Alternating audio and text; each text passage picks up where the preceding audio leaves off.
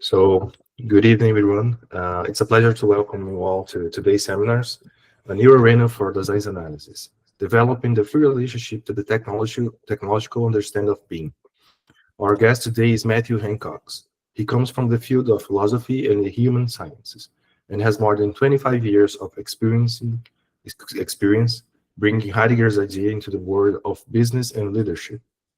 Matt holds a PhD on Heidegger and management, and has written about time, thinking, death, and moral risk in relation to leadership. He's also the co-author of a book that continues this reflection in the field of leadership practice, this one here. Now Matt is making an exciting transition, moving from his work in coaching to the world of Daseinsanalysis.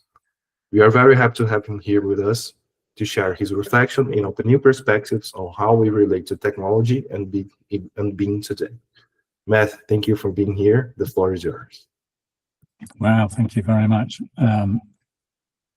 So let me try and put my screen up first. What I'm going to do is I have got some slides, mainly because I want to talk through some philosophical quotations, and I want to give you the chance to read them at the same time. But I will present, and then I'll stop, and I'll present, and I'll stop. And if you tell me to stop, I'll stop as well. So I will be asking questions as we go through and try and make sense of this together. But first of all, let me say thank you to Roberto for inviting me. We know each other from the ADI course that Miles runs, and we've spoken quite a few times. And he asked me to come along and speak to the group, and gave me pretty much an open field to talk about anything that I wanted to, and I've gone through lots of different iterations of what to talk about and how to talk about it. And then I've decided in the last couple of days to make it really personal. And it may not appear personal because there's slideware, but it is very personal in as much as I want to bring the subject that is. By the way, is the sound okay? Yeah, it's okay. Yes. All right. It's very personal because the topic of technology is something that has preoccupied me since I was a teenager, which is 40 years now. And it's the question of what are we doing when we're using technology, and what is technology doing to us? And it was only much later that I discovered that philosophers had thought about this a lot, and one philosopher that probably occupies most of our time here as well, Martin Heidegger, had written an enormous amount about technology. So I wanted to bring that to the group today and talk through some thoughts about that, and really get your impressions of what I'm saying. Some of this is very well grounded in philosophical thinking, and some of it is much more speculative, particularly when I go into what I think is a role for Daseinanalysis. So in that, be as frank as you can be, push back, challenge me, elaborate it, whatever. But the more interaction I have around that, the happier I'll be with it. So I'm trying something out. Okay, so you think share window? Yeah. Share window. Share window. You see that one? Yeah. Can you see that? Yeah. Okay, great. Let me just put it on. And can you still see it? Yeah, it's good. All right, brilliant. So, as I say, I've got maybe 15 or so slides.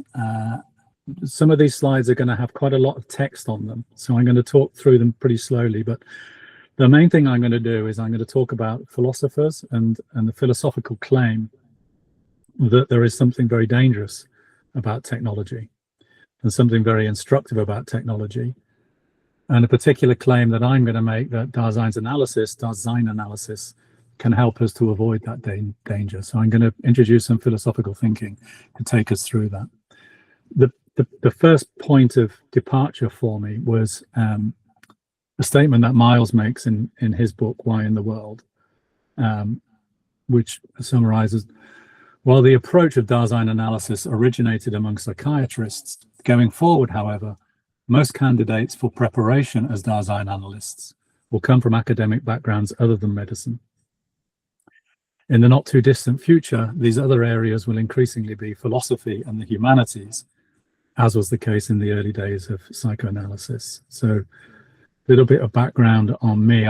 I started my academic life in psychology and zoology, which at the time, some of the earlier thinking that was going on then was what we would now call 4E cognition: embodied, enacted, embedded, and extended cognition, or evolutionary cognition, or ecological cognition, ecological psychology. So it was a field which was much more philosophical than the traditional representational Cartesian psychology, but it still felt very constraining.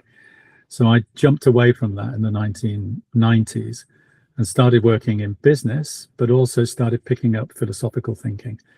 And I had really good fortune in the late 1990s to make the acquaintance of some Heideggerian philosophers, all based around the University of Berkeley, California in Berkeley, around Hubert Dreyfus and his various students. And one of them became a very good friend of mine, Charles Spinoza, but I can also mention Fernando Flores, Mark Rathel, Sean Kelly, Ian Thompson, B. Scott Roos, a whole bunch of them. And it was with those people that I started working, and they do something which was very different to this kind of Cartesian representational way of thinking. And they called it ontological. And Fernando Flores, the name that I mentioned, you may know his name already. He was a senator in Chile and former finance minister in Chile. But Fernando created something with a computer scientist, Terry Winograd, called ontological design. And ontological design is very simple in a way that it is taking the point of view that the products, the services, the systems that we design, they also design us. They affect us, okay? So Charles Spinoza, who I mentioned, and I have worked together on a bunch of different papers. We've written on Heidegger and time. We've written on Heidegger and thinking. And most recently, we've written a book, which is about the contribution of the humanities and philosophy to business leadership, particularly around the idea of moral risk-taking, taking big risks when the world is changing, things which could mean that if they don't work out, one will be seen as having done something immoral. And if they do work out, one will be seen as having done something terrific and amazing. But so I think I've spent, added it up before this talk. I think I spent something like certainly over 40,000 hours bringing Heidegger and various other existential phenomenologists to the world of work, the worlds of organizations. And this book is I wouldn't say it's a summation of that, but it certainly captures a lot of it, as well as a lot of literary theory. Two more points of departure before I get into the heart of the presentation. Another quote from Miles, which really strikes me and seems to be quite commonly accepted as a horizon for Dasein analysis, is the idea that it's about freedom. So Dasein analysis, the quotation on the left, Dasein analysis is the therapeutic approach, the goal of which of an individual for the fullest possible realization of its possibilities, subject to the limitation by the givens with which the actualizing individual is endowed and the influences of his upbringing and education. And it was really the second half of that grabbed me as I was preparing for this talk. So I can absolutely share the commitment to freedom and to freeing up. I think Miles talked when he was here with you guys. He talked about the unmooring of a Dasein, so that it's less constrained and has greater possibilities. And I completely agree with that. And the second part of it is what grabs my attention, about these givens. What are the givens in the background, in the environment, in the upbringing, in the education? Which led me to the second quotation on the right-hand side, which is a quotation attributed to Martin Heidegger. It was recorded, I think, by Medard Boss and written up, but I think it's Heidegger speaking, where he says very boldly, "Thus an analysis of Dasein, omitting this relationship to being, which occurs essentially in the understanding of being, is not an analysis of Dasein, which I love. I mean, he's saying very clearly, Dasein analysis involves the understanding of being. It must be involving an analysis that includes the understanding of being. So that's where I want to start, is, well, what is this understanding of being? I'm a little bit just technologically, I'm not myself completely in the clear here, so I'm going to rely on Roberto just to navigate a bit with me. But I wanted to throw open to you here, just what do you understand by the understanding of being? So that's the question to people here. What does the understanding of being mean to you? What is it? Okay. I don't know if Miles wanna answer. I suppose if we look at the very beginning of all of this in Heidegger, in Being and Time, it is equivalent to Dasein, so that without saying they're synonyms, because they're on the one hand a single word, on the other hand an expression. The two are in a sense saying the same thing, so that to exist, that there is Dasein, is to say that there is an understanding of being, and this is where our entrance is into the world that we're making. So I suppose I would make that as the simplest and clearest way of expressing it. Okay, thank you. Thanks, Miles. Yeah, in this regard of word making, I guess the first part that you told, that the part of Miles' book, I guess understanding of being is also related to freedom, because you can define what is to being, what is a Dasein. You can always raise a question, and it's always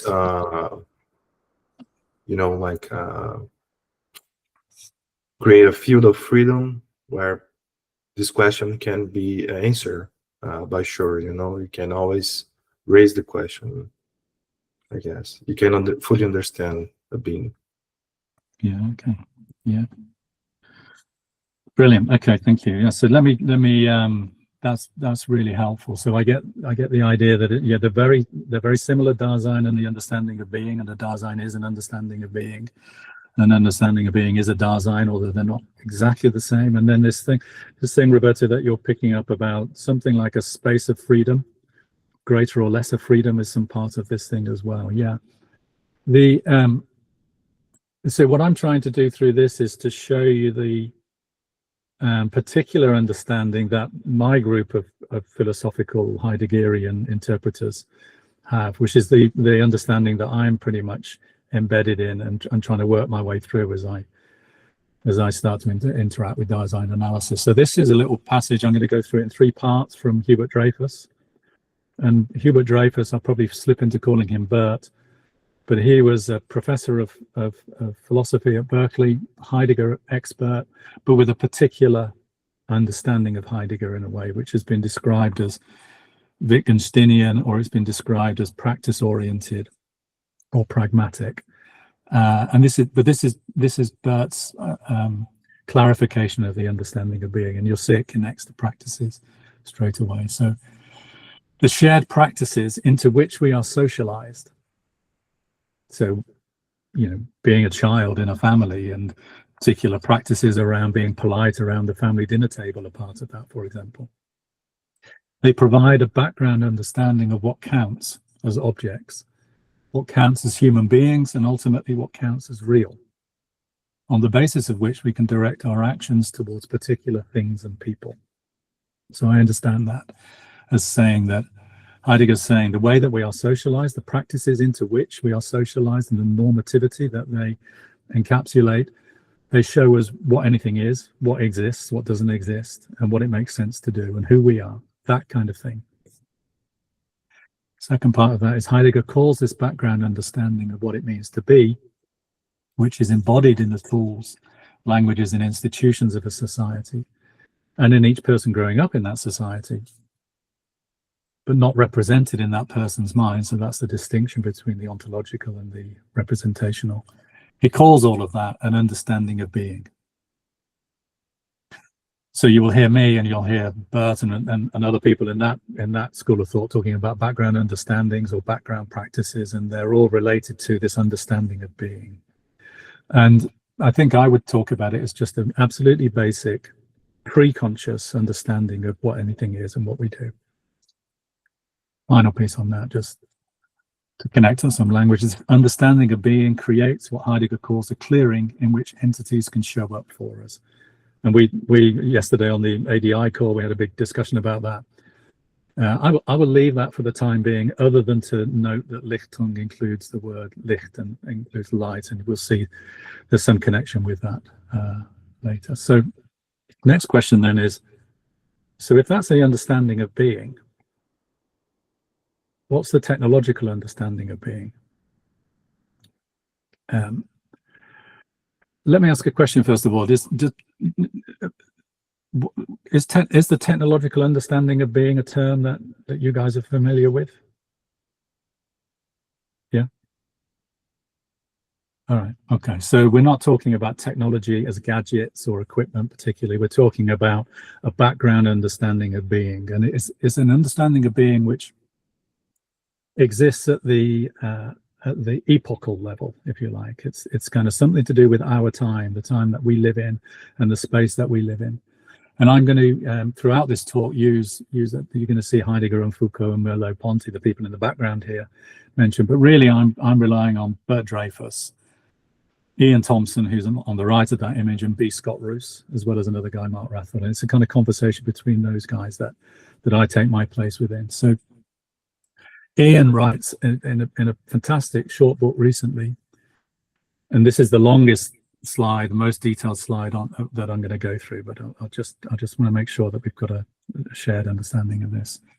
When he explains the technological understanding of being, he says this: beneath the surface of our late modern age, so he thinks there's an early modern and a late modern.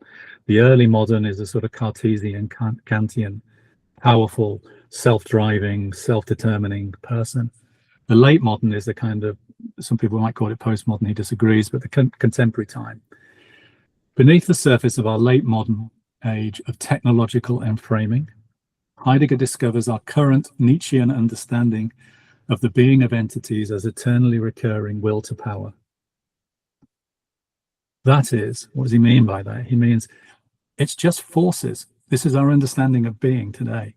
It's just forces striving against other forces, with no end beyond the maximal perpetuation of force in itself.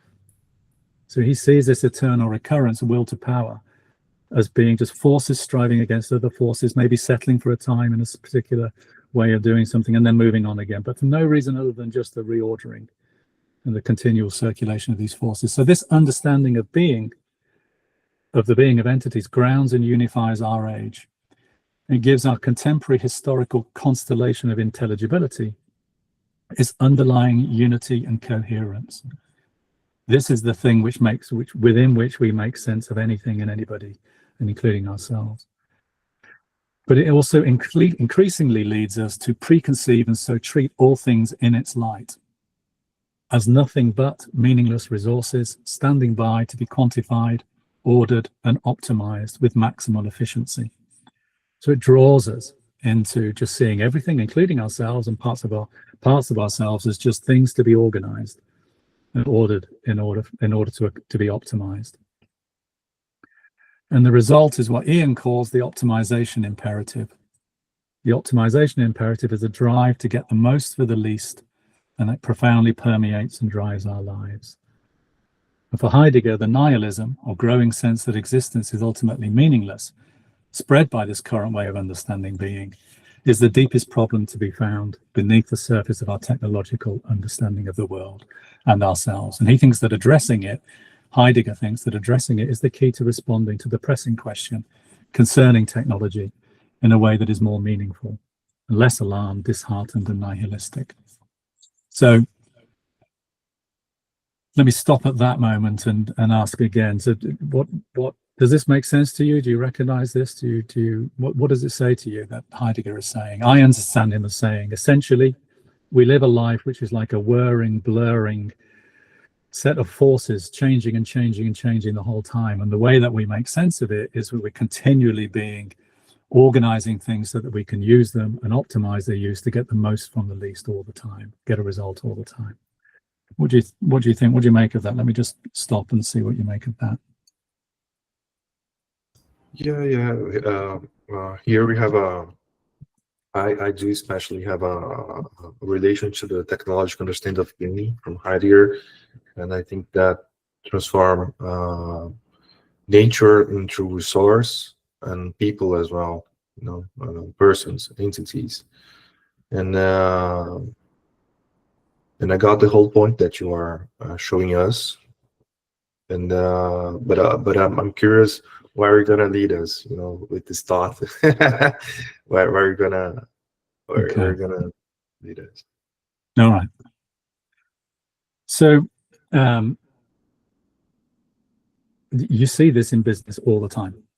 I mean, business, particularly established businesses, the bigger businesses, the older businesses, are about getting the most from the least all the time. They call it productivity. And the more current businesses will talk about agility. And agility is even closer to this. It's the kind of getting the most from the least, being the most productive, but faster and faster than anybody else. So agility means the ability to change the whole time and just to not get too attached to anything, including the meaning of your business, the mission of the business, the meaningful work of the people done in your business, but just to see yourself as accelerating the production of options and then the optimization of those options and then doing it over and over again. So you see in business, you'll have the classic examples of we used to have lift attendants, elevator attendants in old buildings.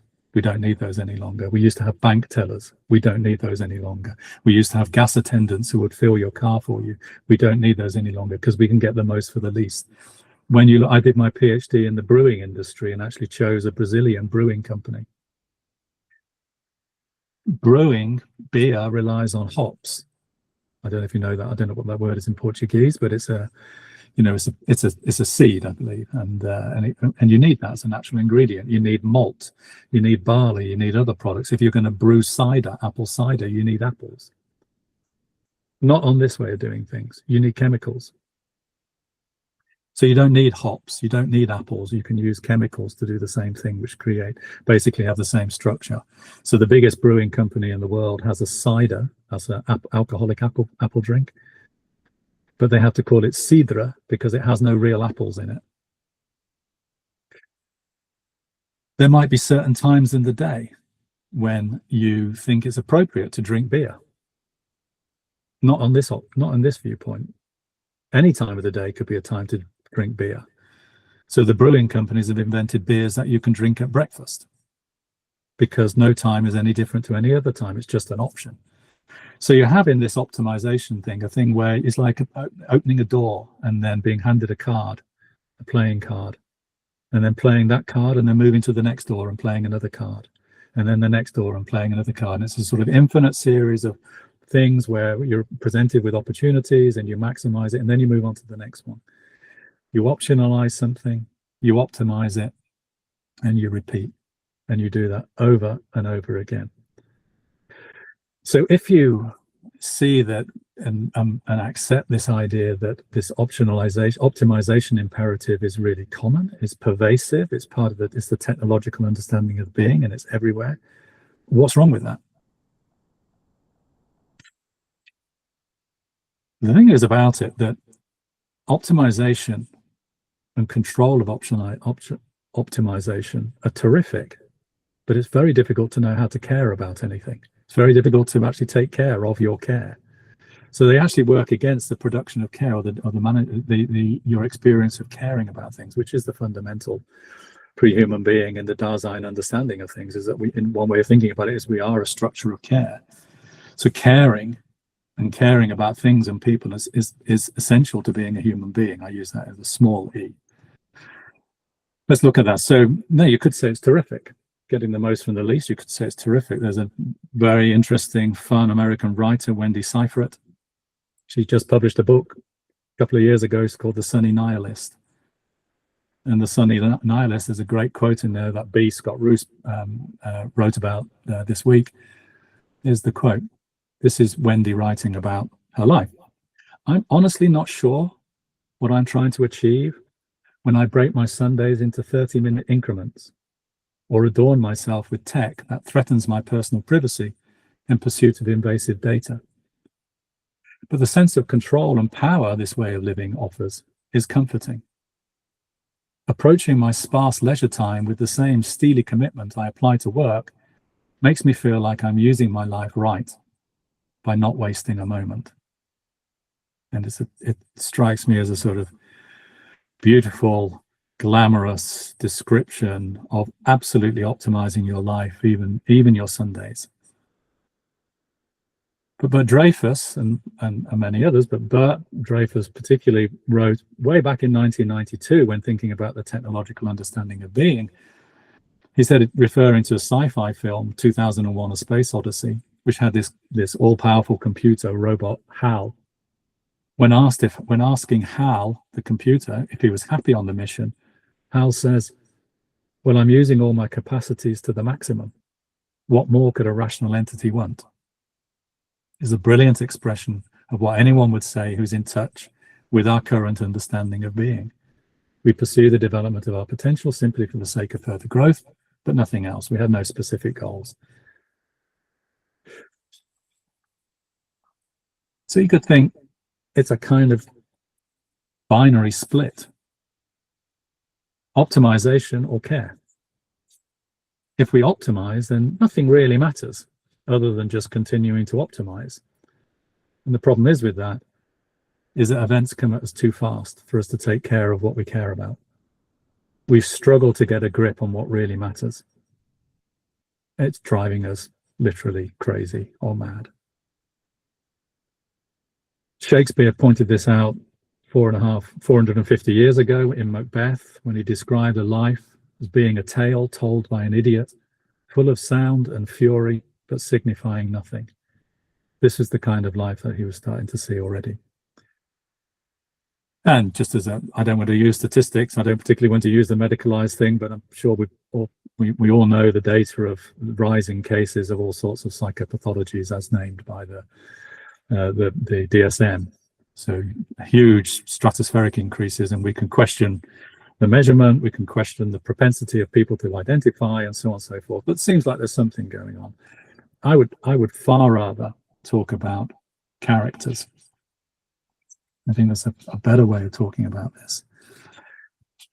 B himself talks about, B. Scott Roos, who I've mentioned earlier, he talks about this generation, the millennial generation, the Gen Z generation, and I'm putting those in inverted commas because I don't take them that seriously myself as statements, but they self-describe as the burnout generation. This is a world which is more or less unlivable to them. These people, these characters that you see, they're high integrity. These are sensible ways through dealing with this turbulent, stormy life, but it's kind of unlivable. So I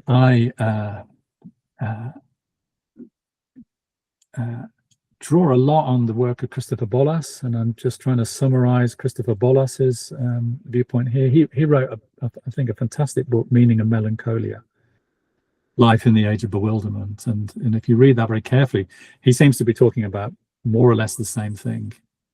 He would say that from the early part of the 20th century, life has become more and more machine-like.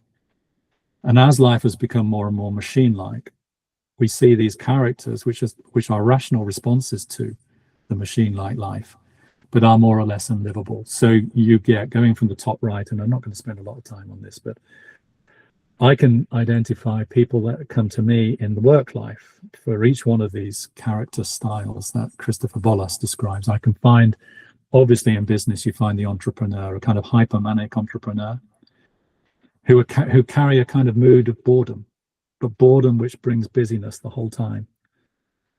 I can certainly find people who are obsessively pushing for control and they burn out. You'd find the people who are machinic in themselves, and they lack this sense, a sort of Heideggerian sense of the event, or Alain Badiou, the French philosopher, calls it événementialité, a sort of eventiness of life, a sort of feeling of something beyond the kind of quotidian day-to-day. And Virginia Woolf wrote about that really compellingly in the 20th century, that loss of that sense. I found a lot of fractured selves, and that shows up in a sort of either a cynicism or a disavowal. So quite a few of the people that we've written about in the book, Leadership as Masterpiece Creation, are quite split by, they run a business which makes a lot of money. At exactly the same moment, they know that every time they make some money, they're hurting people or damaging the environment or doing something which is detrimental to a good life, and they have to shut it out and try and hold those two things together. Find people who Christopher Bollas describes as normopathic, or living in compounds and protecting themselves, or obsessed with safety, obsessed with certainty and stability and not stepping out of the norm. Adam Phillips, by the way, another psychoanalyst, wrote a fantastic introduction, which I really recommend, to a novel by J.G. Ballard called Running Wild, which is all about life inside a cloistered environment. You meet the modular me, people who only exist on their selfies, and they're continually photographing themselves, looking at themselves, and then adjusting themselves. And that's their way of understanding and seeing themselves. A kind of paranoid self, which he described, I've avoided the word, but Bollas would describe this as psychophobic. They reject any conversation which is reflective of mind. So they would quickly just go back to, well, you know, what's practical? What can we do here? They try to reduce language down to the simplest, the most straightforward, almost a kind of computerized language. And they absolutely avoid and flee from the idea of being different, which overlaps with the normal path. And then finally, I meet a lot of people who come looking for a really static idea of authenticity, a kind of quest that they can be on. But all of those kinds of characters, which I think are quite different to sort of DSM types of pathologies, all of those characters with high integrity, it makes sense, and they're trying to make these things work, will come and talk with me in a business setting. Let me stop at that moment and just see what you're making of it. By the way, I should just say one thing as well, just while you're gathering your thoughts. I guess I got the question, are you seeing these or things like this? What responses are you seeing in your private conversations, in your consultations, in your work? Bert Dreyfus, by the way, he wrote a few papers on Daseinanalysis, funnily enough, and he took this idea that a pathology, using that language, will happen when a particular issue inside a world becomes the entire world. And I think that's describing exactly what's going on with technology, is that technology and the technological way of being is a fantastic way of being. But when it becomes everything, then you start to get these kinds of problematic characters which cause issues. But are you seeing these things, these kind of characters? What do you make of this? Yeah, I don't know for other people experience, but I got a feeling that pathology always, I don't know, people are trying to define themselves all the time. So when people say, "Oh, I have a depression, I'm a depression man," I'm obsessive. It's some sort like they are always avoiding the fact that they can't define themselves. And in this matter, we were just having a class before a presentation, and the presenter was talking about freedom and the fact that people are always avoiding freedom. So this whole pathology, it looked like an optimization of the suffering. And I was just about to ask you about the moral risk in this, because you think that can bring suffering. How people from the business are showing suffering by this technological understanding of being, because they're always trying to looking for optimization and transform nature into resource. You know, like when you're saying that what comes to you when you see these CEOs and leaderships, because I was wondering, are these people suffering from this technological understanding of being? You know, like it's like an ontological calling for, you know, what I'm doing, is this correct? This is the right path for the world. You know, like they have a suffering. I was wondering, in your experience, Matt. I think you mentioned moral risk. I think that I think the biggest moral risk that they're taking, that I see them taking, is the moral risk that more and more of this optimization will make life meaningful. And I'm not. I mean, I guess I take the point of view that it's probably not a moral risk. I mean, if I'm being really bold about it, I think it's contradictory to meaningful life. And so it's almost, when this is all you have, when optimization is the way of being that one has, and it becomes dominant, it's actually destroying meaningful lives, other than this very thin sense of just optimizing, which I think is insufficient. This is why I call it unlivable. I think it's empirically unlivable. I think it's probably philosophically unlivable, but I certainly think it's empirically unlivable. So I think that's the moral risk that I see them taking. I certainly see lots and lots of true believers, if you like, that building agile systems in businesses, building more and more measurement, more and more rational causal chains of actions that they can take, making their businesses move quicker and quicker and grabbing opportunities faster and faster, is going to be the way to live a good life. And yet at the same time, I see a multiplication of these kinds of presenting symptoms, if you like, from people. So I think that there's my summary of that. Is I think it's just contradictory, and I think the problem comes from pushing even harder, as if you're driving a car, pushing even harder on the accelerator pedal, that is making it worse.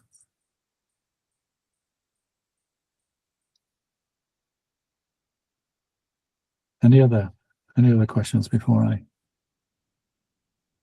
don't know if Nicolette has something to add. Rosa, perhaps. Miles. The one I recognise there, Matt, is because I live down in Totnes in Devon. All right, yeah. Which you may well know what that town is like. Yeah. And the one that stands out for me, I work in Exeter, where equally it's a city and very different. But the naive, authentic self-help. Right. I don't know what to say about it really, but it's very, very, very prevalent here in Totnes. Mm-hmm.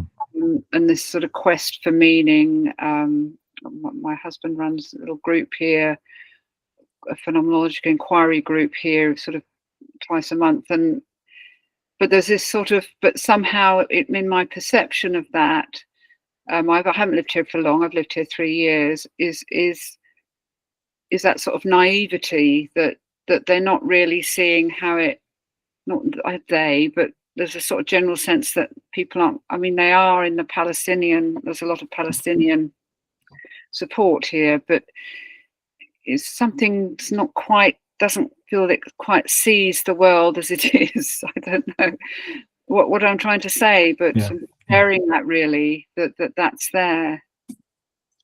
And it seems to me naive and not how it is. Yeah, I agree. I agree with that. Naive is the word I would use. And also nostalgic.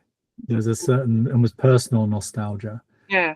And a sort of, an interpretation of authenticity of, I must be the same person that I was when I was young, or the best moments of my life, and I must keep repeating them, which I think is a very hard kind of authenticity to maintain, because of what we're seeing here, that this is not the way that the world is working, and it's very difficult when you're living in a world which is so fast moving and so changing, and where literally everything is up for grabs. Yes. and up for change, that maintaining that is sort of self-defeating. Yes, because equally I've worked in healthcare for a very, very long time and watched it change remarkably so. Robotic surgery, etc., and the change in the system, that everything's a system, everything's, prescriptions on a system, everything, there's not enough staff, resources. I work for a charity that is integrated into the NHS. And equally, there's that sort of sense of, oh God, let's hope the system doesn't take us over. The NHS, we're on it. There's a sort of, and there's a fear in me, that always wanting to not let the human being lose its, AI taking over psychotherapy or therapy of some sort. Yeah, that's in me too. That fear of, fear of. And a loss, I'm older, and that we keep losing things. Yeah. Anyway. B, thanks for that, Nicolette. B, the chap I mentioned regularly, B. Scott Roos. His first name is just the letter B, if you don't know him already. And B wrote a fantastic blog this morning, where I just want to read this phrase out because I liked it so much.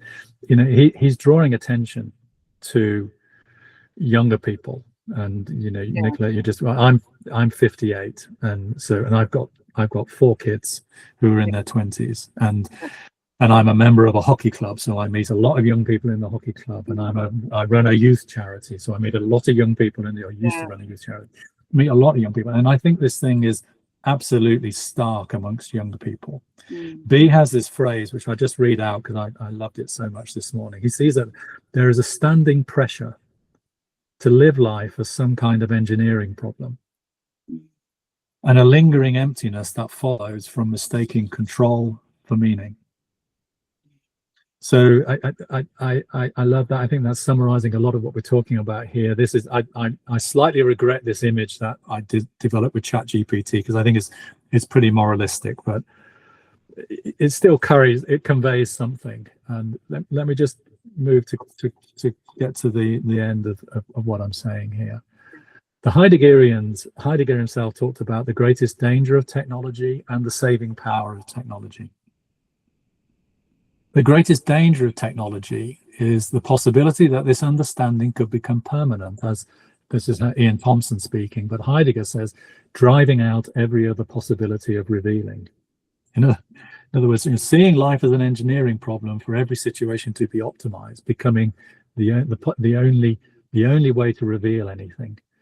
What that does, echoing what you just said, Nicolette, it overwrites and obscures Dasein's special nature with the total thoughtlessness of lives lived as intrinsically meaningless resources, just standing by to be optimized for maximally flexible use. And a little bit that I edited out from this, just to simplify it, was about receiving and disclosing meanings as being the special nature of the Dasein. So that's the greatest danger, is that this way of doing things will become the only way of doing something, because, or seeing anything, because it's so powerful, it's so pervasive, and we've put ourselves into it so that we now see ourselves as options, and everything about ourselves as options, including our personal appearance, our vocations, our jobs, our relationships, and so on and so forth. It's super powerful, but it's very difficult, it's very bleak. What Heidegger saw as the saving power in exactly the same moment, this is what's so clever about what he said, was the moment of the greatest danger is also the moment of the saving power. And he was taking a phrase from the German poet Hölderlin there, but it's this. It could be different. It could be different because if everything's an option, then everything can change. And once we've got that idea that it's contingent, that it could be otherwise, it starts to put us into a different situation. It starts to get us asking and thinking differently. This is the bit that I start to get most nervous about in this presentation, because it gets very speculative here, and I'm moving quite quickly. So by all means, pick me up on this. This is how I see this thing. If you start having conversations or thinking about how we used to be at different times in the past, and Heidegger has this pretty controversial thinking of the history of being, that we have had very, very different understandings of being at different times. then you see that this is contingent, that you see that the technological understanding is just one way that things can be, and it's the way that we happen to have now. Here's my most scary moment in this. So that I see that as once you have that moment and you start to see that you have yourself a history, that you have yourself a future, that you have yourself things that matter to you, and that this is rich and complex and not as simple as just something which is optimizable. This is the equivalent of the passing by of the last God, as Heidegger describes it in the 30s. The last God is Thomas Sheehan describes that as the throne openness, which that makes a lot of sense to me, that in a way it's a sort of final authority. If a God is an authority, then the final authority is the authority which says, we are a thrown openness. At any moment, we are thrown by the past, and an openness is an openness which is thrown.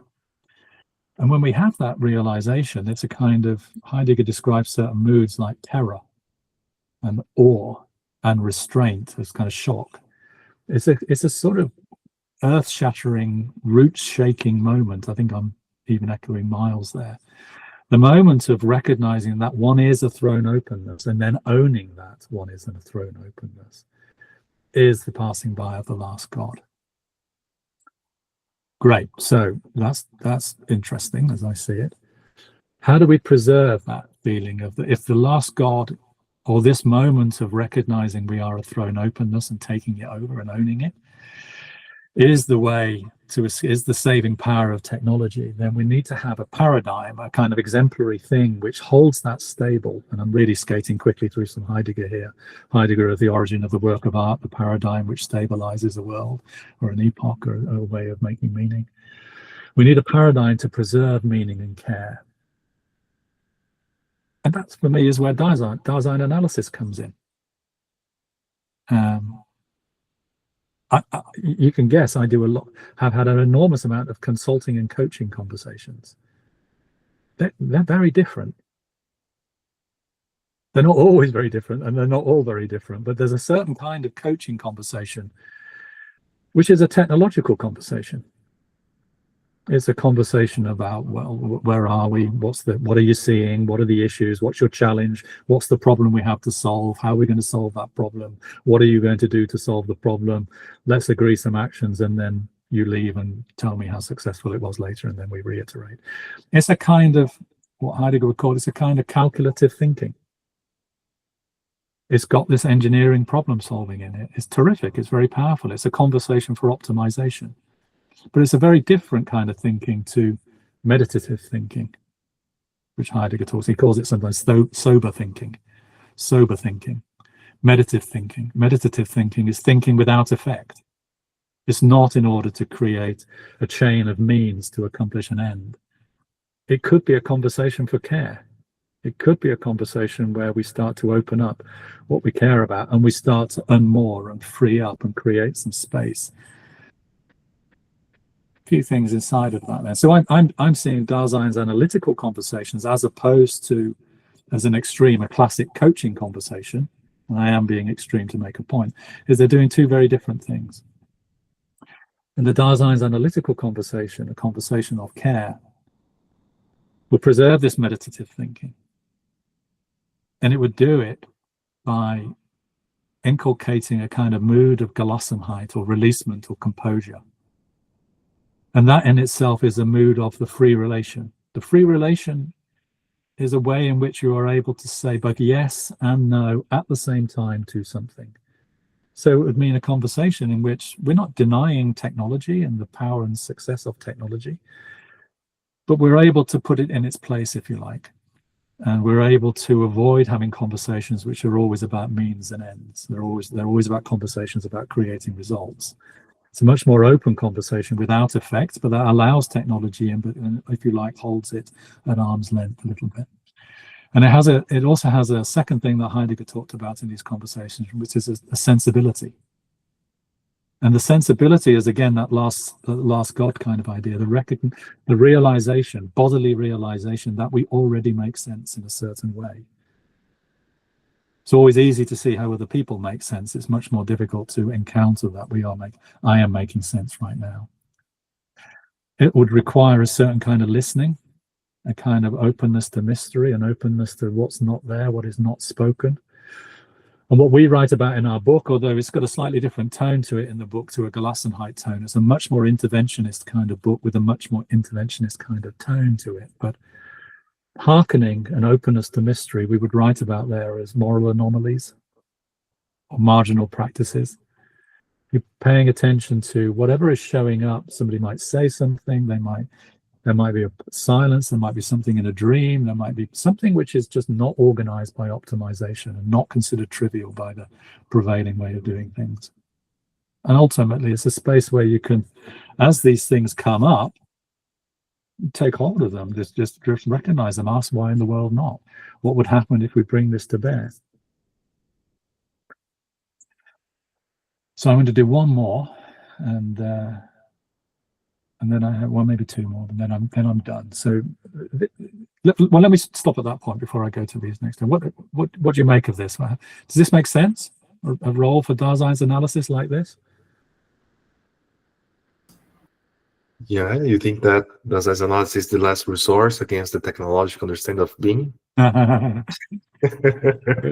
quite.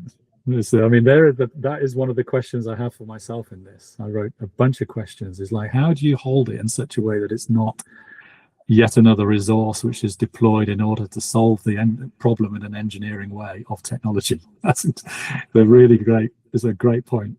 I think you do it by doing what we just did. Laugh.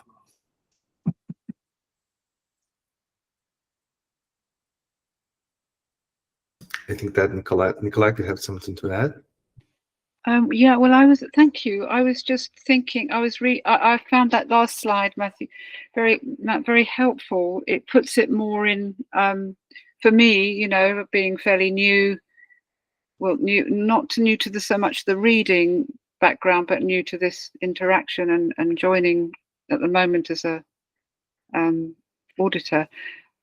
I just find that lovely, that the way you've put it there puts it into some language for me, because it, you can sort of look at it and think, well, what does it all mean, and the meditative without effect conversations for care really rings bells for me. Yeah, and that's good. And the releasement and the sensibility, I mean, you're bringing in the Heideggerian language as well, and other people, of course, but that and the hearkening, and then why not? But it just makes it a bit more. I can't put what's the word, but it gives it some form, but it equally without it not becoming. You don't want it to become some other prescription of therapy. I guess that's what I wouldn't want. That's all. That's my feedback really for me as a new person here. Yeah. That's terrific. Thank you.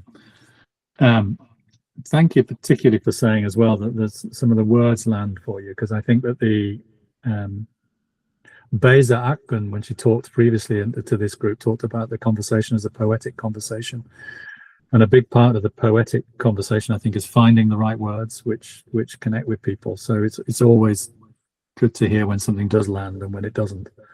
Yeah, and just quickly, it's like if I mean, I haven't sort of spoken to friends or colleagues in detail about this, my interest, and it just gives me a little bit to say, well, this is perhaps towards what it means if I was to have that conversation with a friend, probably a colleague friend, and yeah, it's all wonderful. All right, thank you.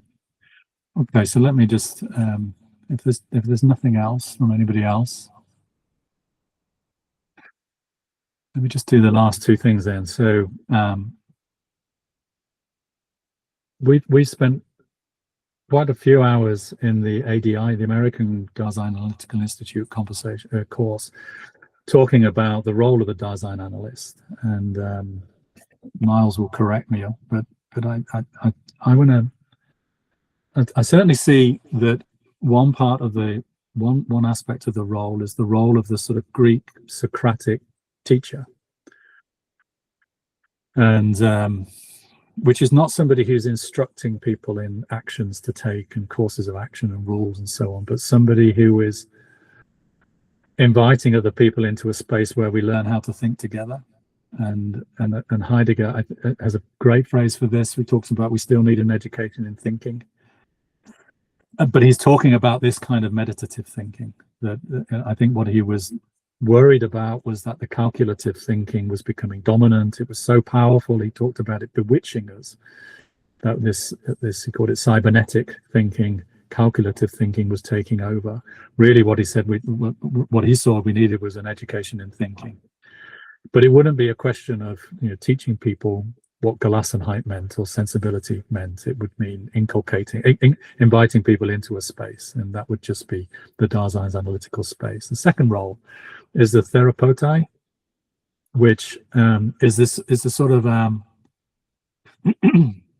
yes, in some sense, it's about the care of the soul in the old Greek language, but again, from Miles, the old I think it was a Jewish sect in Greece called the Therapeutai, and they were seen as mediating between the gods and people, and their duty was really towards the gods. And again, I skated it over very quickly, but I think that the helping people to find sources of meaning for themselves, helping people to have this experience of the last God, you're into pretty kind of risky territory for a lot of people, particularly in a coaching conversation or a consulting conversation, particularly, and maybe also in a classic therapeutic conversation. But Heidegger, I think, is opening up that space, and I think Miles is quite right to point that out. I want to add one, which is explicitly argued against in the Dasein analytical literature, I think, which is the role of the friend. But by friend, I mean not the hired friend who makes you feel good, but a friend in the sense that the American philosopher Stanley Cavell talks about, which is the person who has the conviction in the other person's moral intelligibility and draws them to discover it, to find words for it and deeds for it, to express it, in which to enter into the conversation of justice. Justice means about getting right with the world, getting right with oneself. And I think you look at all those characters that I had on the slide earlier, that one of the roles, I think, for the Daseinsanalyst in this space is being that friend in that sense, in the sense of you are convinced that the other person makes sense in some way, shape, or form, and you are committed to helping them to express and discover their intelligibility for themselves. Quite a different thing. It's not necessarily a comfortable conversation. And then the final one, which again I take from Bolas, but I really love this phrase that he had in Forces of Destiny, which is, and we had a conversation again yesterday about transference. And I think his phrase is directly relevant to this. He said, one day while at work with an analysand, I realized that one of my functions for him was to be of use for his own idiom moves, his character moves, to help him become himself, for private articulations of his personality potential, which could only be accomplished by eliciting different elements of my own personality. So you're actually saying you're throwing yourself in there, letting the transference work, but not as something which is buried and needs excavating, but a place, if you like, where the other person is experimenting and trying things out and expressing themselves, and you are there to be of use to them. It does have connotations, Roberto, I'm sure you're right, of resources, but it's if you hold that as a yes and no, then I think there's something really powerful in this. So I would see the Dasein analytical conversation as a conversation without effect. We are not holding it to a means end. It takes place in a mood of releasement or composure. It is entering people into their own sense making. It involves hearkening to the mystery and helping, and then it has you playing these different roles where you are, by hosting the conversation, you are encouraging them and educating them and yourself into thinking. You are helping them connect with the divine in a non-theistic way, or theistic if that floats your boat, but it can be either. You're a friend in the sense of helping them to express them, find and discover their moral intelligibility, and you are there for them to if you like, simply try things out on. So then I'll just finish with my word of warning. So I've been doing this now, I think I said 40 odd thousand hours. And the times when it goes very, very well and is smooth are the times when one is a coach or a consultant. it goes very easily at times when there is a means end relationship and the client can contract with you for what you're going to do for them. That goes really well. That's easy. But I don't think that's Daseinsanalysis, and I don't think it's Dasein's analytical work with the people I'm talking about in organizations at all. What I discover, though, is most times when it gets closer and closer to this kind of conversation, it's really difficult. It's really rocky as a relationship. It quite often ends the relationship after a period of time. Medard Boss wrote this phrase earlier. Some managers of big companies officially forbid their employees to undergo a Daseinanalytic therapy. But then there is the danger that their subordinates will no longer be able to integrate themselves into their company's bureaucratic machinery, but will start to have their own ideas and behave in a correspondingly self-willed way. Now, leaving aside the time that was written in the language of will and so on, I think he's right that there is, when you do this kind of work, you are throwing a spanner into the works of technology. And don't be surprised if the conversation is terminated. So using William Burroughs' phrase, words of advice for young people, be careful with doing this. I don't know yet how to navigate the questions of payment. I don't know yet how to navigate the questions of offering particularly in the commercial world. But I think this work is really, really important. The quote up there is one of the phrases where I was fired 30 years ago by a client, and his parting words to me were, "That was fantastic. But you can't just keep asking questions. You have to say something." And I left with the point. I think you have to keep asking questions. I think this is exactly right, and you don't have to say something. But that was much closer. That was probably my first kind of step into Dasein's analytical work rather than pure coaching and consulting. All right, I'll stop there. Oh, I'll send the slides around if people want to read up on anything. There's a whole bunch of extra reading for people. I would absolutely recommend B's Substack without Y. You find that. But thank you. Thank you, Matthew. Really great, really great. Have I stopped sharing? Yeah, stop sharing. Now you're just with us. Can you see us on your computer? I can. Yeah, I can. Thank you. Yeah. I have a horrible feeling that I was maybe looking down the whole time. I couldn't say if I was looking up or I was looking down, because I've got my phone here and I'm looking on that as well. So. Yeah, sometimes, but no problem at all. We can hear you good. Yeah. It was a good presentation because it's really personal, especially the last part, because I think that you discover yourself as a design analyst doing your work as a coach, the thing about answer and questioning everything, I think that have passed like a month or 2 months since we have last spoken. And have you changed anything about your work? Like you are presenting yourself as a design analyst now, or what are the impacts of design analysis in the work that you are doing now, Matt? I think two things. One is, well, let me say, I fully intend to present myself as a Dasein analyst. Coincidentally, in the last month, I've had a few inquiries from potential clients, who have been very quiet for a long period of time, suddenly coming back and asking me to do some consulting work for them. So that's just the truth of it. But because that would mean more kind of calculative thinking. But I now present myself as a Dasein's analytical coach and consultant, and I'm much more upfront about what that is and what that involves and how I do it. But most of the work that I've been doing has been with younger generations of people.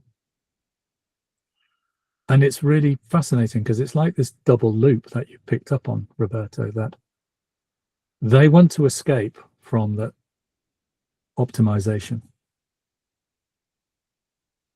And when they get into a conversation about getting some help with that, they drop into an optimization conversation. So they themselves drive a conversation of how would this work? How long will it take? How quickly can we get it done? That seems like quite a long time. Could we do it in 1/6 of the time? Probably of that order. It's going to take, let's say, 6 months. No, can we do it in 1 month? Whatever that kind of conversation. How much is it going to How much cost? is it going to be? Yeah. Yeah. I'm old, so that's less of a problem because I just say I'm old. And so, you know, I don't care so much about the money. But the third thing is, so that gives you a question of look, how do you get out of this? And I find they're really tenacious holding on to that. Like it feels that or rather, put it the other way around, the grip that the optimization has on them is like a lion's grip. I mean, it's, you know, they're kind of wriggling, and when you can feel them wanting to get out from it, but it's got its claws into them. And so, you know, that phrase from I think Peter Sloterdijk has it for cynicism. The phrase is, I know what I'm doing and I do it anyway.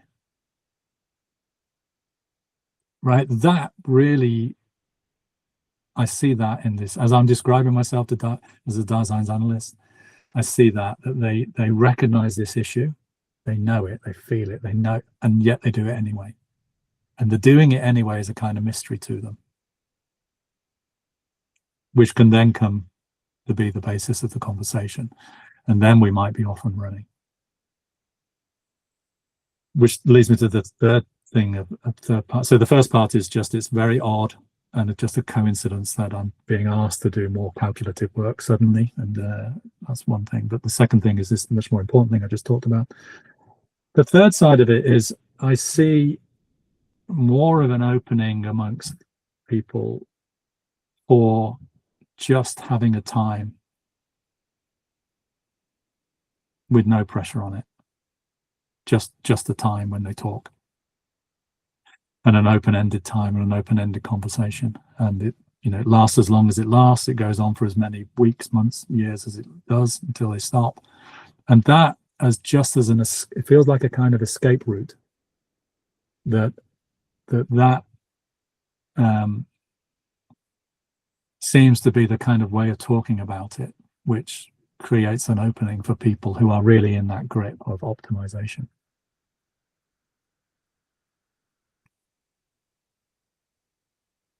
And I don't know, I got this whole sense of when it comes to business specifically, you think that they're still looking for optimization, like transforming philosophy in resource for them to improve, to be a better leader, or, you know, like I see it as more, if anything, the optionalization is taking over from the optimization. So the continually keeping your options open.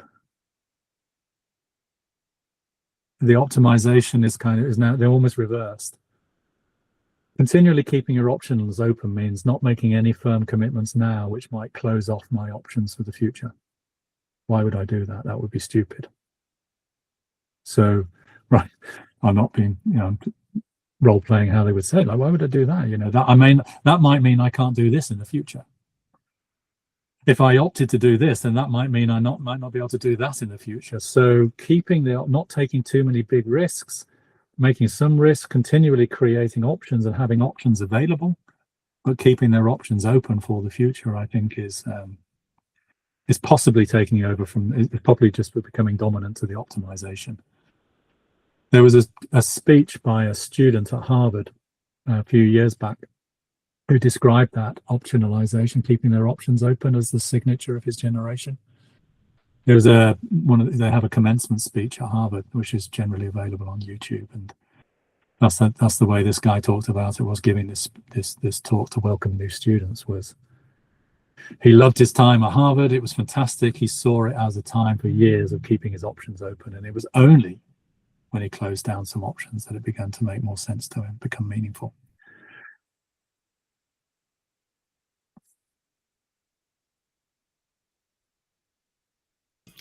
I don't know if Nicolette has some questions or any comments.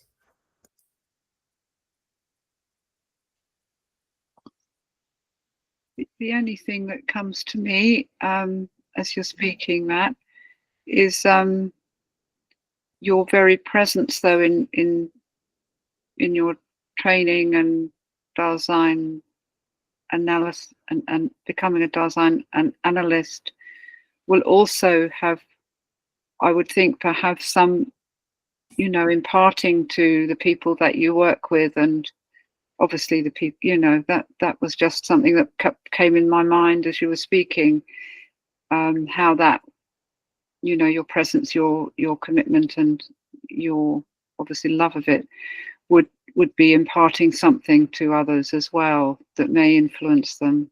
I don't know, that's a bit invisible, isn't it? But yeah, just a thought. Yeah, I mean, it's a very practical question. I think about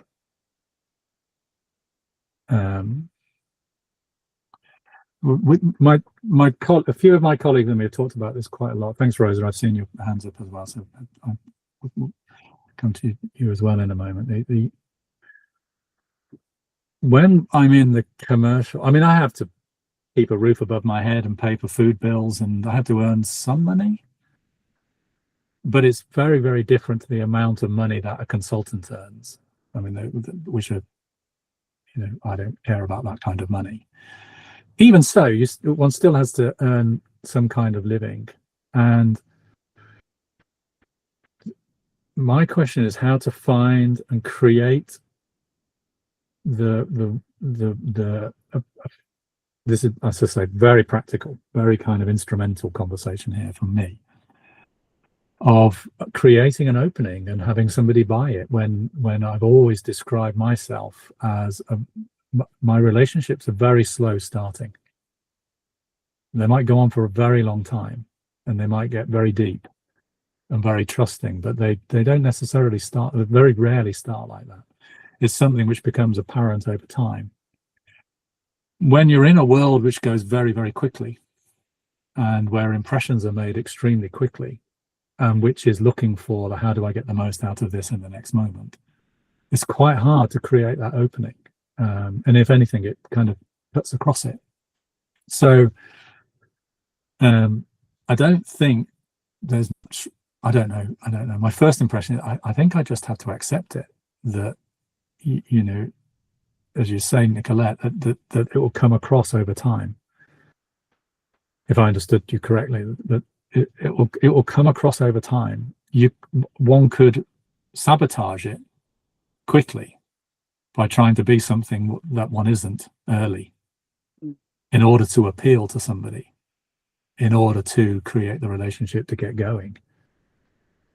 But I haven't been able to do that, and I don't really know how to get around that, or how to deal with that. I just keep, honestly, I just wait. And all of my longest,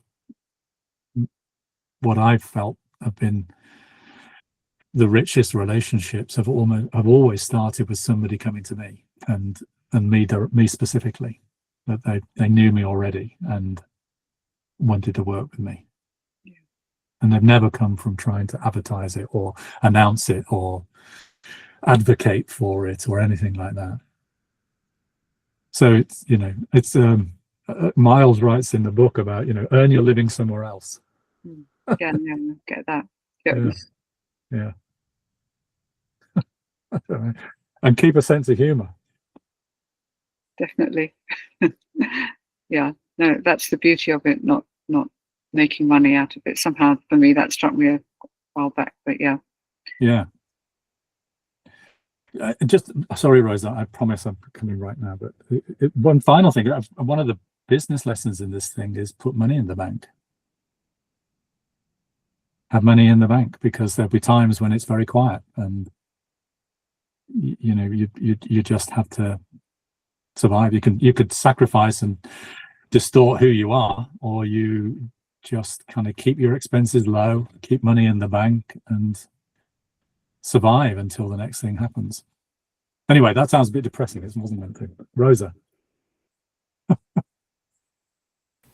Hello, I wasn't going to say anything, but I can't hold myself. Good. Oh, good. There's amazing discussion, and thank you, and the possibility of having this conversation to make it available. It is enriching, you know, to us professionals and so on. And from the very beginning, I have highlighted here lots of things I found amazing, what you said, you know, starting with the title, A New Arena for before this kind of situation, the technological understanding. And I have been working with teenagers as well, and I've noticed, despite the prohibition of the technological devices like cell phones in the school, and I have still noticed some level of anxiety and some other situations that are brought to us. And I am a teacher and I am a psychologist too, and I can see when they come to me as a student, and as you said, a particular thing becomes everything, you know, and they actually the schools here in Brazil, I can say that they are not making very good use of how to use this free time away from cell phones, for instance, and students are still behaving like machines to one another. You know, they are not like before. The level of communication, socialization is still quite different, because we are still part of a context. As we are part of a context, social context, dominated by technology, and as you said, like we are machine-like, and events are coming at us very fast, and they integrate with their families and so on, and it doesn't make much difference not having these cell phones in the school, you know. And come to think of it, is very important for us professionals dealing with teachers themselves complaining, and the students in this living this kind of situation, you know. So I am just thinking about how your talk, you know, is very interesting to our self-development, you know, as professionals. Thank you. Oh, that was really fantastic. Thank you. That was so interesting, because there was a whole part of the talk I left out about, you know, why this is not representational, why it's ontological. And let me try and remember what I was going to say there. Because well, first thing is, yes, I think, you know, what has been, I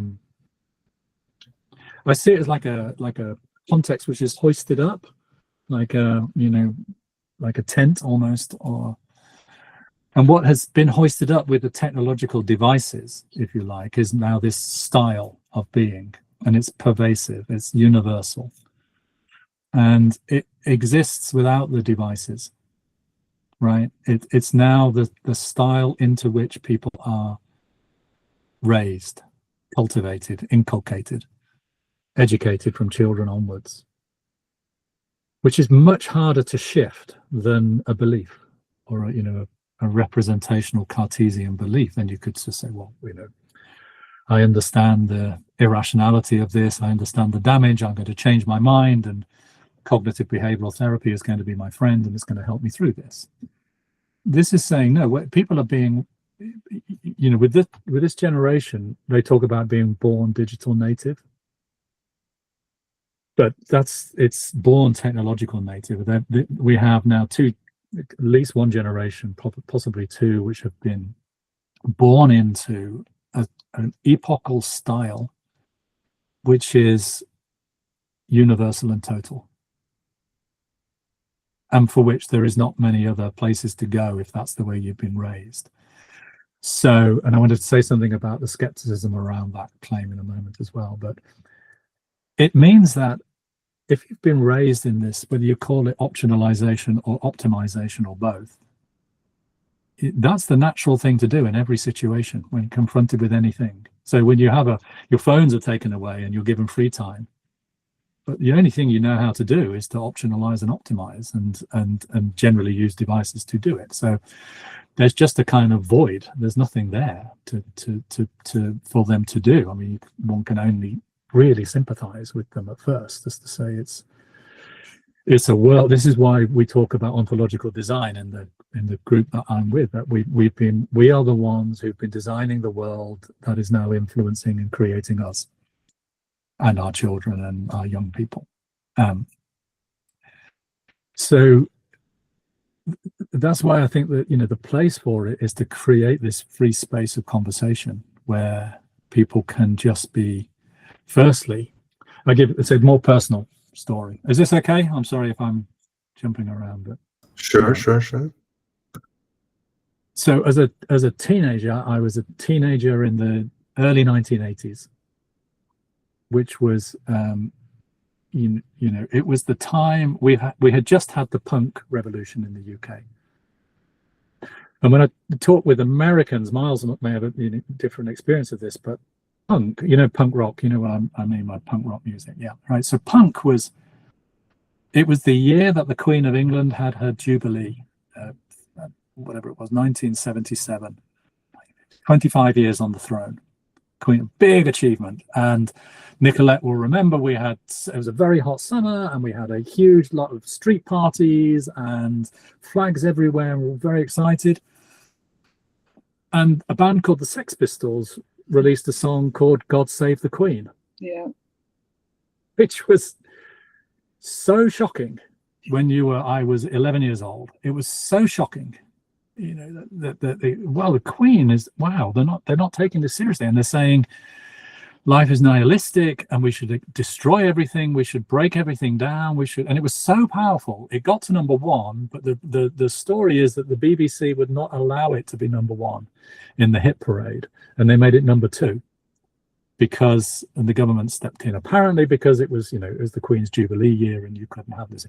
But that was how big it was. In America, punk was not such a powerful thing. It got to the number 86 in the charts, a long way down. It was like a marginal interest. But in the UK, it was enormous, which meant that you were raised in a time where you were, from a child, you were brought up with the idea that everything can be broken apart. Everything. There are no sacred cows. There is no reason why anything should be the way it is. Now, and when you were very young, that was, so already at the age of 10, 11, 12, 13, 14, you were coming of age in a period of time when it just seemed the right thing to do, to deconstruct everything and question everything and challenge everything. And then Margaret Thatcher and Ronald Reagan came to power, and they had more or less the same idea, although they didn't have purple spiky hair. But they basically said we should destroy the establishment, we should create, loosen up and make volatile and make liquid every part of our economy and the way we live, and we should open the whole thing up and deregulate things and allow people to be entrepreneurs and so on and so forth. So you could see, the case I'm trying to make is that you could see already in society and in politics and economics, before the technology, the gadgets, way before the gadgets, this idea that we should blow everything up and explode everything and then just make something of it and then do it again and break it down again and then do it again and then create something else again. So by the time you get to the millennials and the Gen Zers, it's really deep in the culture. So I come back to saying, finding that. So the point for telling you all of that was, then I remember in my 20s suddenly saying, oh, hang on a minute, I have a history. I was 11 years old during the Queen's Jubilee, and punk was number one in this hit chart, number two in the hit parade. And actually, this was just a moment in time. It was just contingent. So let's pretend that in the years in between 11 and 25, I was just naively, everything is open, everything is up for grabs. From 25 onwards, suddenly I had this moment of, oh no, I'm a thrown openness. Thrown by my past with my particular situation in the UK, where the punk got to #1 and the Queen's Jubilee and everything's up for grabs and Margaret Thatcher and blah, blah, blah. And it could have been different. And that was a kind of really, and there are things that matter to me. There are things that matter to me, including that. And that was this sort of earth-shattering moment of the last God, without being too kind of fanciful about it. There are discovering that I was a thrown openness with a history and a past and a future which is open by that past, was this momentous occasion. But that's my hope for the Daseinsanalytical kind of conversation with younger people and younger people in organizations, is to not be pushing them into these performance conversations, but be opening up these spaces where they start to discover that kind of thing for themselves in whichever way. Is that making sense? That's more or less the first time I've ever said that in open forum to anybody, but I want to know what sense you make of that. Yeah, I think makes a lot of sense. And in the Rosa question, you get a sense of resistance, like, and I was about to ask you this. How do you face resistance? Like people, it's like Daseinsanalysis is the last resource. I feel like a Power Ranger right now. Like I am the guy who are gonna beat the technological understanding. Like I'm on my way to fight against technological thinking. But when it comes to the situation where people are not willing to declining, or not be in this technological understanding, like not willing to avoid being part of this technological thinking, what do you think we can do in this matter, Matthew, when people are not willing to optionalize it but being optimized? Yeah, I mean, it's really paradoxical for a start. Actually, what comes to mind first of all is a conversation that you and I had in one of the groups where you brought a case. I won't repeat it here, but the end of the conversation between us all in that thing was, is it possible that what had happened in this case that you brought was actually a lot of work had been done, even though the analysand was not necessarily saying a lot of work had been done. In fact, the analysand was probably saying something like, I think we've done, and I'm not sure what I'm getting from this, and so on and so forth. So that reminds me of this kind of case of when I had that slide with the hexagon on with the different characters, and I had some phrase where I said something like a high integrity characters with living unlivable lives or something like that. Leave the unlivable lives. The high integrity is the resistance is them. I mean, it depends what it is, but that it's their integrity shining through. It's the integrity of their commitment to the way of life that they've created for themselves in this context that we're living in, which is working for them for a period of, for whatever period of time, but they may or may not have now brought it to me. I mean, some of them may not have brought it to me. Some of them, they don't know why they're there necessarily. But I think that the thing to do first of all is, there's a great distinction between leaping in and leaping ahead. Right? And leaping in is kind of when you sort of, I read it as, you jump in and start controlling, and this is what this means, and let me explain this to you, what I'm doing now. And the leaping ahead is much more like, I sort of feel it as feeling that this is quite a tricky moment, and that is, you're paying attention to the aspect of the future and just trying to hold open the space for the analysand to be talking. And they're talking, it might be all taking all sorts of routes. It might be saying, this is boring and I want to get on to the next thing, and you know, how long have I got to be in here for? And you're just holding it for them and holding a silence, or it might be that they're, you know, obsessively worrying about what it is I'm going to give them as a solution, or what they can come up with as a solution, or how tightly they can create an approach to fix whatever the problem is for themselves or whatever. And what I think one is doing there, first of all, is leaping ahead in as much as standing in the future a little bit, holding that aspect of that there is a future here, and it's not necessarily going to be just this present, kind of whirring around the same issue. And I think go back to Nicolette's point, there's something about one's demeanor, one's mood, the atmosphere that one's creating, which is a little more futural and a little more open and has a little more freedom.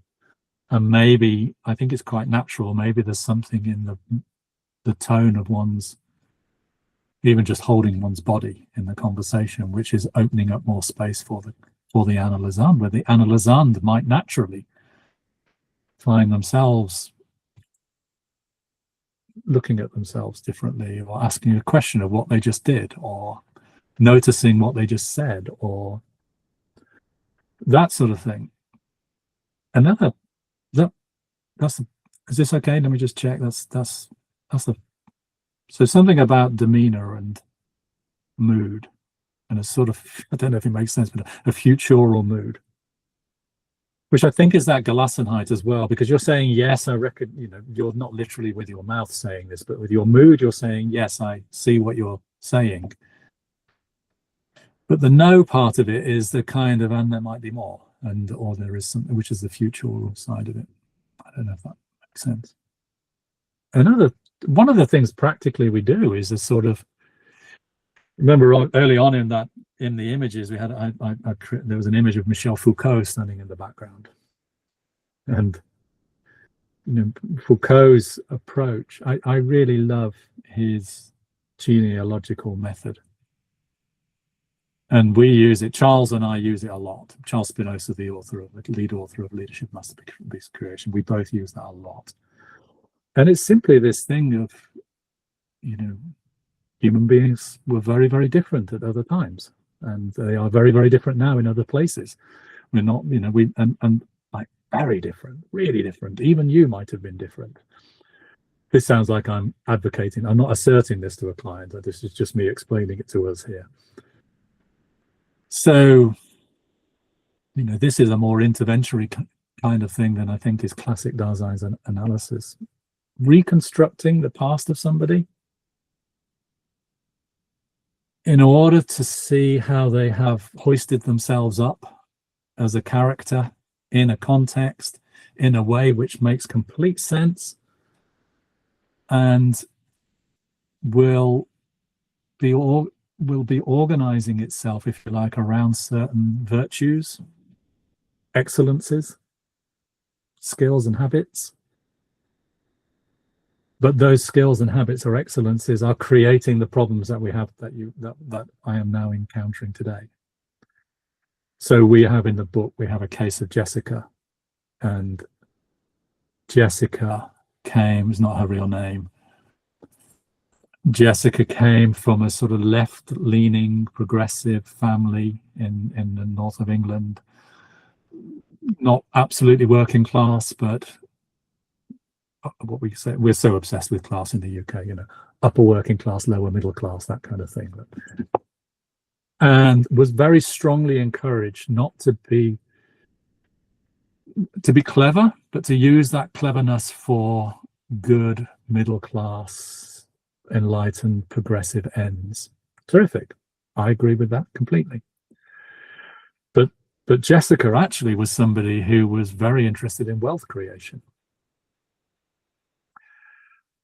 Right, that was something, but she had to hide it, and she squashed it and hid her cleverness as well, because her cleverness, being too clever in her family, was not seen as the right thing to do. So being too bold, too big, too clever,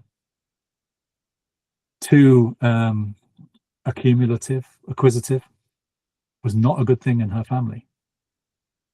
So she cultivated herself to be somebody who was still just very clever, but hid it.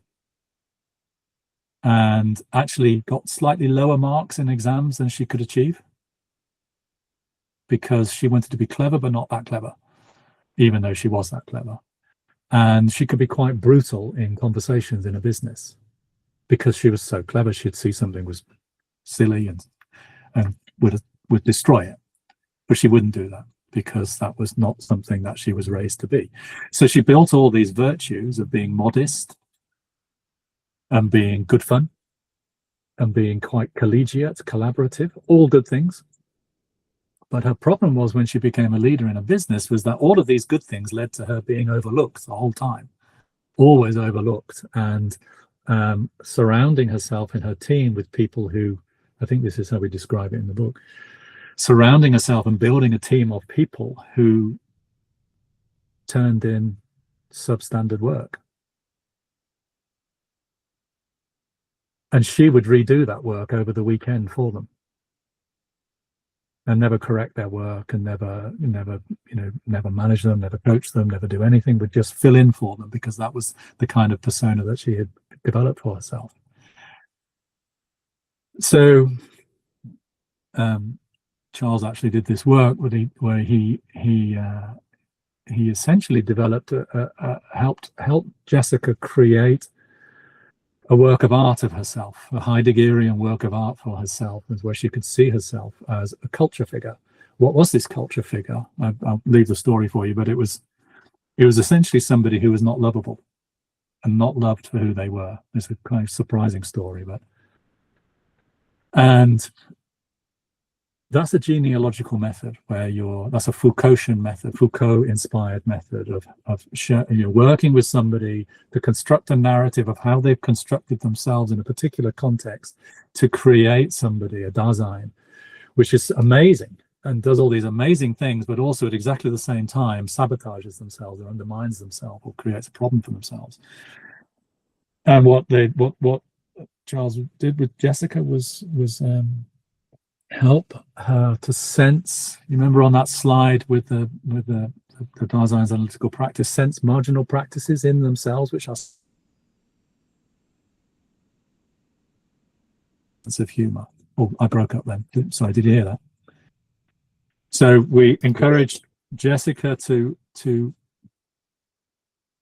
notice and start to value in herself amazing aspects of her character which have been dispersed or obscured or covered over, like her sense of generosity, like her extraordinary sense of humor, like her love of hosting people, in a party.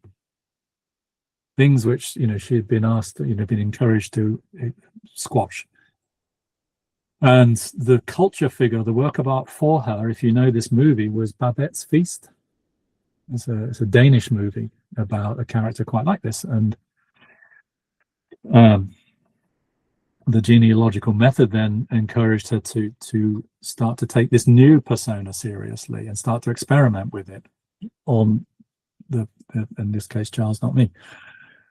And she redesigned her practice on the basis of this, and she designed a new ontology for herself. That sounds very instrumental. It's not that instrumental, but dealing with the question was about resistance, and the first thing I said was around opening up the space and having a sort of more futural kind of mood about oneself. More practically, more kind of tangibly, it was constructing a genealogy of a person with them over time, but not to be showing anything as right or wrong, but showing something where they could own it and see how they had arrived at a certain point which was generating its own problems. And then see and gather up what marginal aspects of themselves were still there, but were marginalized in their existing way of being, and then start to take them seriously and organize themselves around it. So it's a very long answer, but that was that's the kind of thing that we would practically be doing. It strikes me as much more interventionary than classic Daseinsanalysis when we talk about it like that. Sorry. Anyway, what did? There we go. I noticed that you use the word arena, not just a new area. You know, like. Yeah, I meant to come back to that. Yeah. Yeah. I thought it was an incredibly grandiose title, and naive title, and but I think it's not medicine, and it's not psychotherapy where. Anyway, not in it's certainly Dasein therapy. It's therapy of working with other people to care for the soul mutually. That's right. It's therapy in the sense of are we still recording? We are, aren't we? I won't say. I'm just choosing my words carefully out of bashfulness, but it's certainly connected with the divine. I do take that really seriously, but I have a kind of allergy to piety because of early childhood experiences in that kind of area. So I take it really seriously that it is to do with that. But I couldn't say much more than, if you take those aspects, which I think are real aspects of, Daseinsanalysis, absolute horizon of freedom, understanding of being in this deep, deep sense, being the sort of territory. Teaching in the sense of meditative thinking rather than instruction. Caring for the divine, caring for the soul. Taking that into business, wow, that's when I do see people doing it, but they seem to have that kind of piousness. I don't know what the Portuguese word is for piety, but is there do you know what word there is? Piety. Piedade. Piety. Piedade. Does it have a kind of negative connotation as well as a positive connotation? In Portuguese, I wonder if it is negative, no?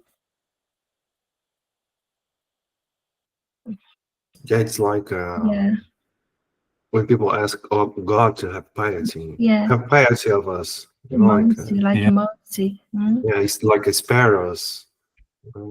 Okay, well, there's a very good, serious sense of it here, but it also has a connotation in British English of, a little bit sort of showing off and a little bit of, talking about one's spirituality rather than being spiritual, something like that. It's got that kind of sense, and it strikes me as I couldn't say much in my very grandiose title. I didn't want to say much more than I think there's an arena here, which is the technological understanding of being that Daseinsanalysis has a really important role for. But methodology, the solution for, I didn't want to say something like that. I just think it's an area, isn't it? It's a space. It's a spiel realm, a playing space, and I don't know. These are. I have a whole set of questions for myself, and some of these are some of those as well. I think it's problematic. The piety in particular, even though it's the key, seems to me it's the most important part. But it's for an optionalized and optimized mindset, it's probably the territory which is most likely to alienate. I don't know. What do you think? Are you trying to say piety as a devotion?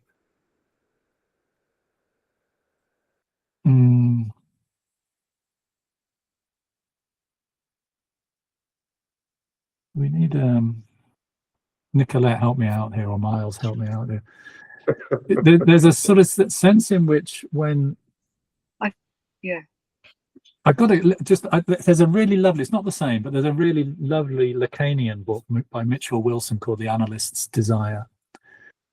I really admire that book. And very early on, he talks about how he noticed a certain way of talking amongst psychoanalysts, a certain style of talking, a certain style of way of presenting themselves, which he he was very kind of, my language, kind of allergic to. He just, it rubbed him up the wrong way.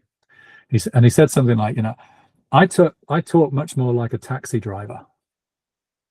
Yeah, leaning over and just sort of saying things when he's saying. So it's a different kind of analysis and so on. But I get that. That's when the conversations which touch on the divine are really, really powerful. Really, I mean, of course they are. That's ridiculous to say that. It's so obvious. It's banal. But there's a certain way in which people hold those conversations sometimes, which is so not ordinary language, so not everyday, so not connected with the concerns of people that I experience, and in a way has a way of detaching yourself from the divine, or from, because it kind of builds a barrier around you. And there's a way in which pious is used in English, British English, which has that sense of, that's a negative, that is pointing that out. So that's the really tricky topic. It's better not to talk about it.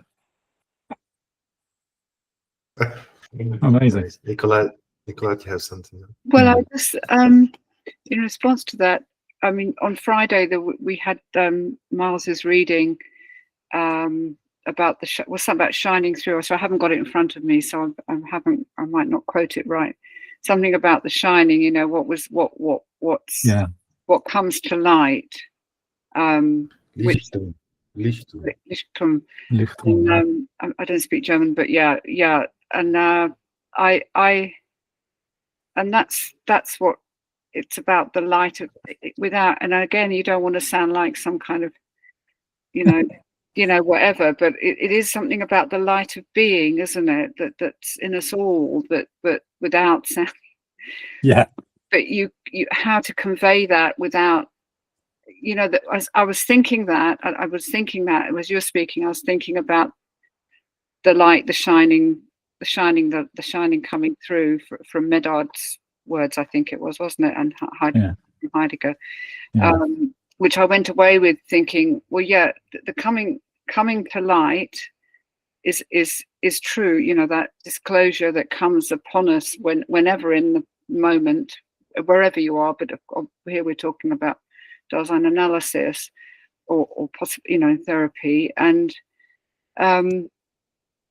something else came to mind. So when I went away from that, I thought, but shining is more than that. There's something about the word shining comes forth. And he was in India, as you know, and Medard was in India, and Govind Kaur was his one of his treasured gurus. And that came to mind, that whole, the light of God, that sounds pious, doesn't it?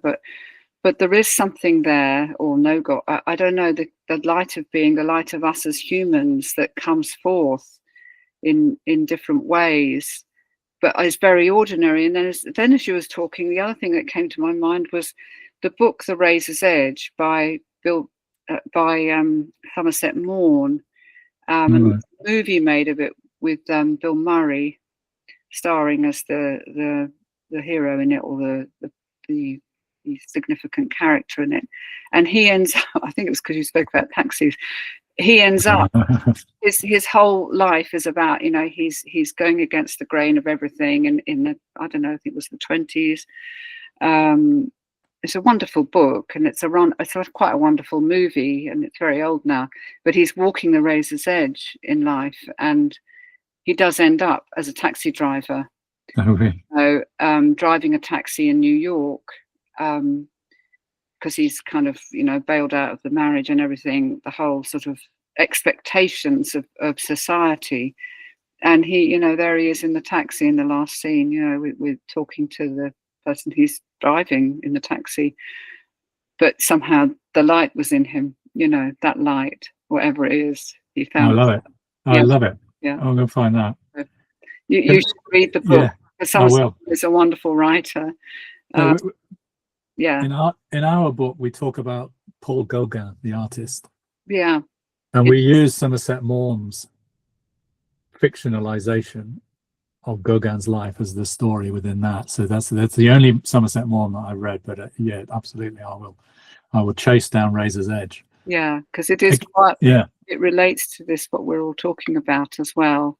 You put me in mind of. Can I just dig out in the last couple of minutes? I just dug out Hubert Dreyfus's and Sean Kelly, who wrote a book called All Things Shining. Right. I mentioned Dreyfus and the All Things Shining, I think, is, well, I don't know where it comes from. I know it's partly in a movie by Terrence Malick. Okay. If everyone knows all this, just nod your heads and tell me to be quiet. But no, I don't know that. At the end, Bert and Sean Kelly, at the end of their book, I'll just read it. It's ever so short. It's the epilogue to their book, All Things Shining, and it's a kind of parable. I don't know why I did that. All right, so I'm just going to read this thing out. Okay, so 2 students had studied for many years with a wise old master. One day the master said to them, "Students, the time has come for you to go out into the world. Your life there will be felicitous if you find in it all things shining." The students left the master with a mixture of sadness and excitement, and each of them went a separate way. Many years later, they met up by chance. They were happy to see one another again, and each was excited to learn how the other's life had gone. Said the first to the second glumly, "I have learned to see many shining things in the world, but alas, I remain unhappy. For I also find many sad and disappointing things, and I feel I have failed to heed the master's advice. Perhaps I will never be filled with happiness and joy, because I am simply unable to find all things shining." Said the second to the first, radiant with happiness, "All things are not shining, but all the shining things are."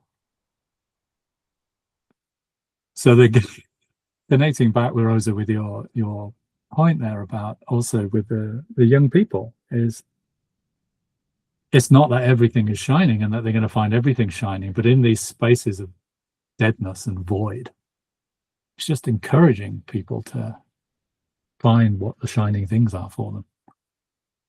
And I very sincerely think that that's a Daseinsanalytical task, and opening those up and then having that as your constraint for freedom, as a positive freedom rather than a negative freedom. Fantastic. I better be quiet. Nice, really nice. I think it's a nice way to end our webinar with this message. I don't know, Matt, do you have any final words? No, I feel very sort of spoilt and indulged. That was a fantastic opportunity for me. I really love that conversation. Thank you for all the generosity in that, and all the questions that I'm going to keep working with. But yeah, I thought that was fantastic. Thank you. Thank you, Matt, for being here. Thank you all, Nicolette, Rosa, Eduarda, Miles, that stick with us till the end. So this is going to be recorded, so you're going to find this in YouTube as well to share with everybody that you want to know more about technological understanding of being. And to know Matthew, I don't know, Matthew, how people can text you, like an email or look for you on Google. Will you, if you could, I mean, email me by all means. Roberta, could you give my email address? And I think then share the deck, because there's particularly the reading at the end. I mean, all I'm doing is just kind of tracing my own thinking and what I've done with it. But I would love people to go and look up B. He's fantastic. Look up Ian Thompson and so on. Brilliant. Sure. All right. So okay, thank you, Matt. Thank you, everybody. See you on our next webinar. Okay. Thank you very much. Thanks. Thank you. And Bye-bye. thank you, everyone. Bye-bye. Bye-bye from me.